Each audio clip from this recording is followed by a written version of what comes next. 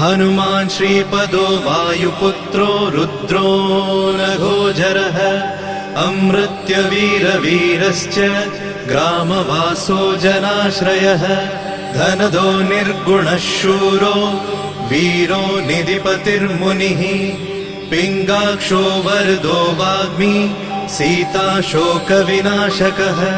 शिवः शर्वत्परो व्यक्तो व्यक्तो धराधरः पिङ्गकेशः पिङ्गरोमा श्रुतिगम्यः सनातनः अनादिर्भगवान् देवो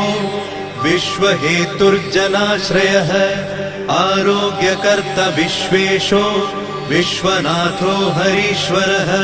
भर्गो रामो रामभक्तः कल्याणप्रकृतिस्थिरः विश्वम्भरो विश्वमूर्तिर्